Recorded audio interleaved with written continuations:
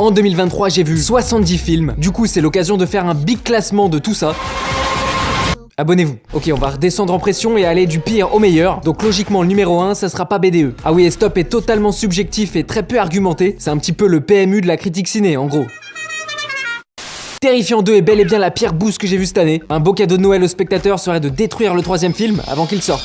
On reste dans l'horreur avec la Tour Eiffel, non. Montparnasse, non. Montparnasse infernal, non. Le court-métrage que j'ai tourné il y a 4 ans, non. Bon alors ça doit être ce film d'horreur français qui raconte comment Attic tente de survivre quand le monde a disparu et qu'il reste plus rien autour de la tour. Elle est où la canette là? Y'a quoi? Est-ce que j'ai aimé? Non. Comme le dernier Astérix, hein, l'Empire contre-attaque, il y a un débat pour savoir si c'est aussi pourri que les Jeux Olympiques. Ant-Man 3, c'était bien, parce que ça a permis de réconcilier les fans et les anti-Marvel. Tout le monde est d'accord pour dire que ça méritait de flop. Enlève ça, je vais m'arracher les yeux.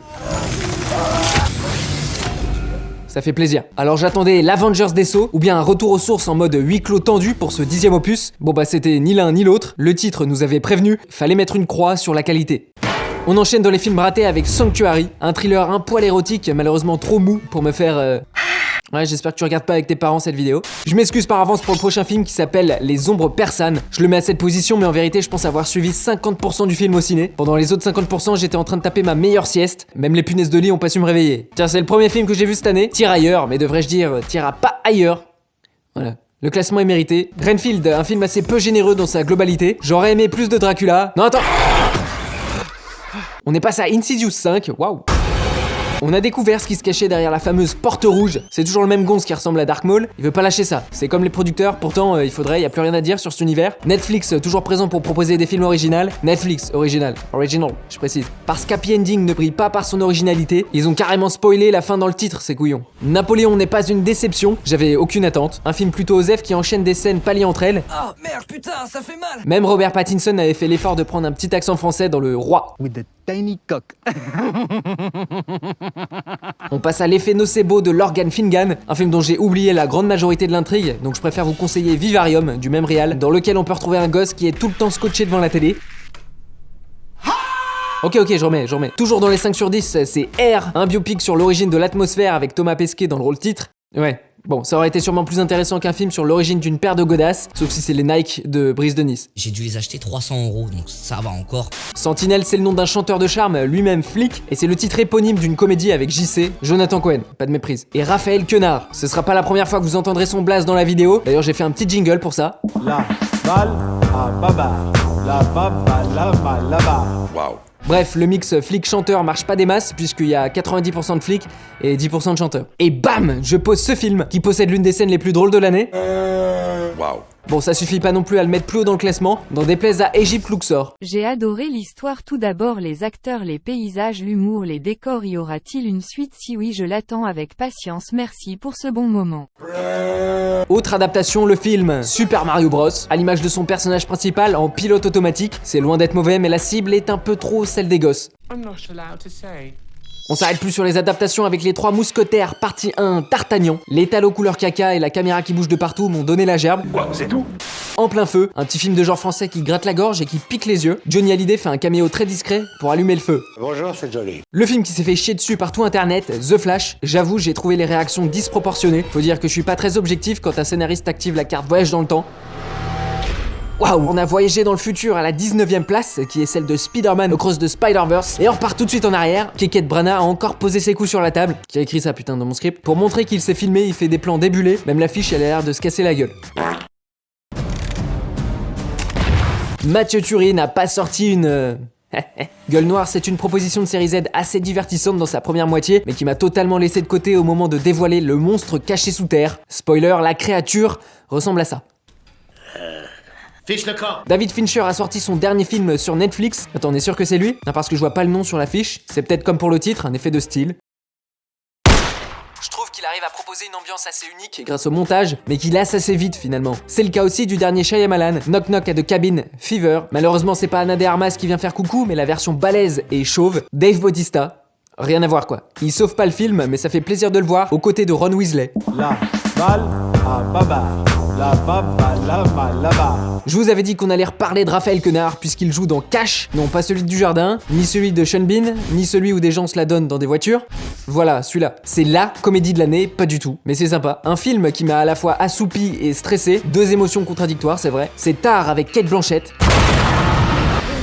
On passe au film pas mal, les 6 sur 10 avec le dernier Ozon, Mon Crime. Bon, c'est assez border niveau discours, mais le divertissement a fonctionné sur moi, surtout au moment du twist quand Danny Boone n'a plus l'accent ch'ti, mais celui du sud. Mon Dieu, ce crime est une atrocité. Je le mets juste après, mais c'est juste parce que Rebecca Marder joue dans les deux. De Grandes Espérances, c'est un thriller politique plutôt bien mené, ça passe, ça passe. Film japonais ensuite, Love Life. La mise en scène acerbe, affirmée autant que discrète, ne force jamais sur les rouages dramatiques. Une dénonciation de l'inégalité homme-femme et du poids liberticide de la morale nippone.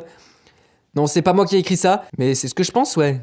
Dans les grandes lignes, quoi. Alors le suivant est un peu particulier puisqu'il s'agit d'un moyen métrage, un film de 30 minutes, et non, ce n'est pas le dernier du pieux. Ça peut partir en sucette à n'importe quel moment, là,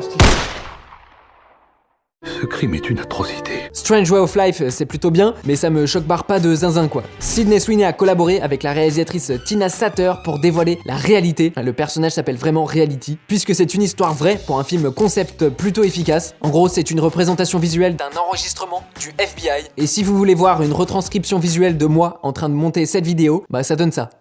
On passe au film qui est resté le plus longtemps au ciné cette année, Élémentaire. C'est une stat sortie du cul, mais je pense que vous aurez la même sensation que moi. Un Pixar pas très inspiré narrativement, mais plutôt touchant. Pour la petite blague, Adèle Exarchopoulos joue Flamme, alors qu'elle avait joué dans La Flamme.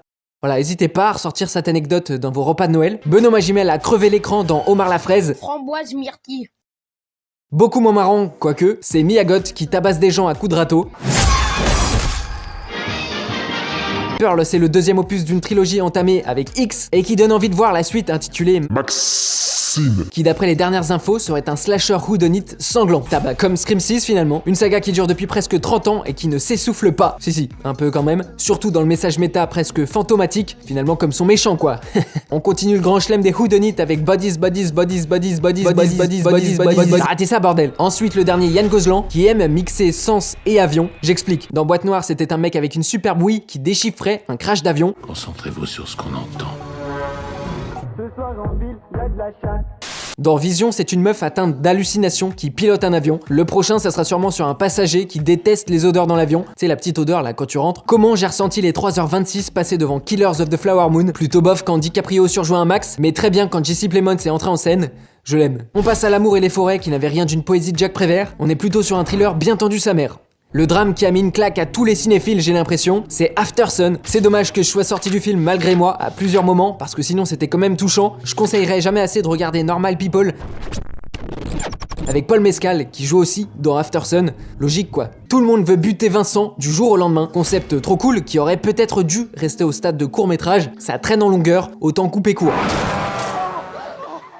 Le tir à l'arme The Whale m'aura pas eu, au niveau larmes je veux dire, après pour le reste, ça marchait. Marrant, il y avait le petit d'Insidious dans le film. On est rentré dans les 7 sur 10 avec un vieux pas content qui bute des nazis et qui a le nom d'un célèbre joueur de foot.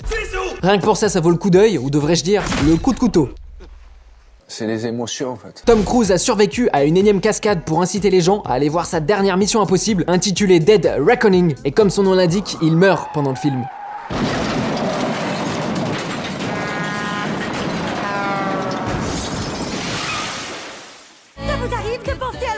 Oui Margot, t'inquiète pas, c'est normal. Barbie, le petit film indé inattendu qui a tout pété au box-office, 1,44 milliard de dollars. Un joli succès plutôt mérité pour un film vraiment good vibe. Gareth Edwards est revenu 7 ans après Rogue One, que je n'aime pas beaucoup. Voilà, je dis Los Thermos. J'ai préféré The Creator qui impressionne par ses images et par l'émotion qu'il arrive à procurer, même avec des IA. Beaucoup plus que les vidéos IA TikTok qui me font péter mon crâne. La balle à baba. La baba, la mal, là-bas. Troisième film débloqué. Dans ce film, il a un tout petit rôle, mais ça compte quand même. Et réussir en 2 heures à pas m'ennuyer avec des chants contre chants non-stop, faut vraiment que l'émotion soit présente, et c'était encore une fois le cas. Pour ceux qui savent pas ce que c'est un chant contre chant, c'est quand on voit par exemple un acteur, on va prendre lui, c'est le chant, et quand on coupe pour voir la personne en face, c'est le contre-chant.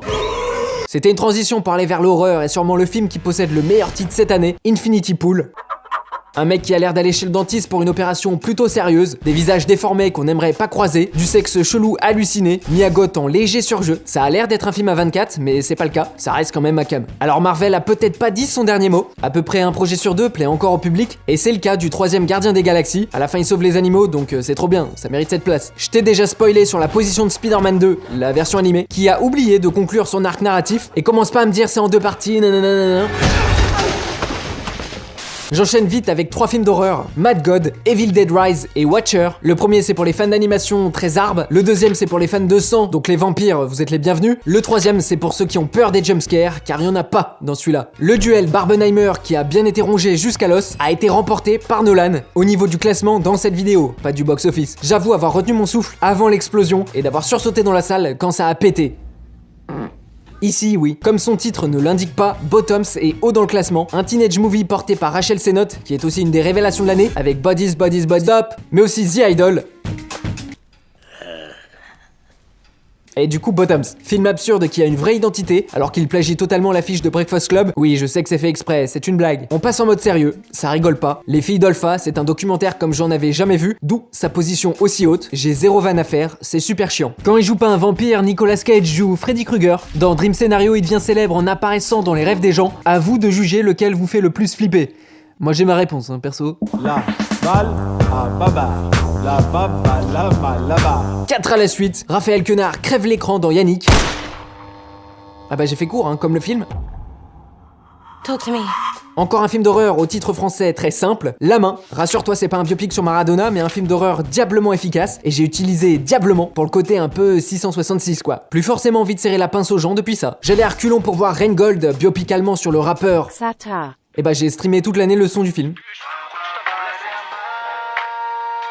Étonnant qu'il soit pas dans mon récap Spotify, alors qu'il y a pas mal de sons de The Idol, qui est peut-être la seule qualité de la série. Pas sûr qu'il ait regardé How to Have Sex, un film de Molly Manning Walker au titre très simple et pourtant si important, des airs d'Aftersun mais beaucoup plus fort pour moi. Vous avez envie de chialer un bon coup, et bah matez Past Lives de Céline Song, une romance qui évite tous les clichés et qui questionne le spectateur sur sa propre vie.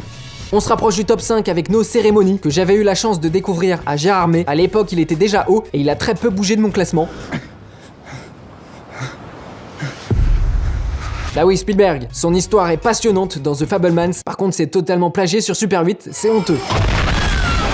Let's Go, le film qui m'a le plus trauma de l'année, Sick of Myself. Apparemment c'est une comédie, mais non, ça c'est glauque. Mais ça révèle une idée, des films qui ne jouent pas dans la catégorie horreur sont parfois plus flippants que ceux qui le sont. La balle. Stop. La Manita, record de l'année, et quoi de mieux que de finir avec sa meilleure presta, et c'est dans Chien de la Casse. Cette scène de repas, les vrais savent. Pas mal de films français dans ce top 10 et c'est pas terminé, avec Le Règne Animal, qui a bien pris le soin d'éviter de dire que c'était un film de genre sur son affiche. C'est clairement deux gonzes qui vont chez Nature et Découverte. Pourtant c'est sûrement le film fantastique français le plus abouti, au moins techniquement, que j'ai pu voir. Babylone est sur le podium, tout le monde l'a vu, qu'est-ce que vous voulez que je vous dise? Ah si, Margot Robbie avait vraiment envie de renter les cours de danse cette année. Dommage que Damien Chazelle ne sache pas faire de mashup. D'ailleurs, restez bien jusqu'à la fin, parce que j'ai fait un petit mashup qui résume l'année, voilà, ce sera un petit bonus. Petit jeu, tiens, trouvez le film. Non, vous avez pas? Anatomie d'une chute. Ah oui, Justine Triet a peut-être terminé le cinéma, en tout cas cette année, avec un scénario parfaitement construit, un casting 5 étoiles, surtout le petit, qui est assez bluffant, et une mise en scène toujours signifiante. J'ai adoré, et pourtant j'y allais à reculons, tout ça à cause de la musique de la bande-annonce qui me cassait les couilles. Stop.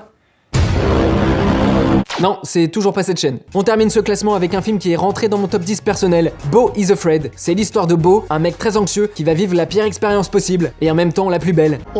C'est compliqué. Le court-métrage Beau d'Ari Aster était déjà génial, le long l'est encore plus, alors si vous l'avez loupé, rattrapez ça immédiatement, et puis ça dure que 3 heures. C'est la fin du classement, dites-moi le vôtre dans les commentaires, on pourra échanger. Si vous avez aimé la vidéo, ça me ferait plaisir que vous la partagiez et que vous laissiez un petit j'aime. Moi je vous laisse avec le mashup comme promis.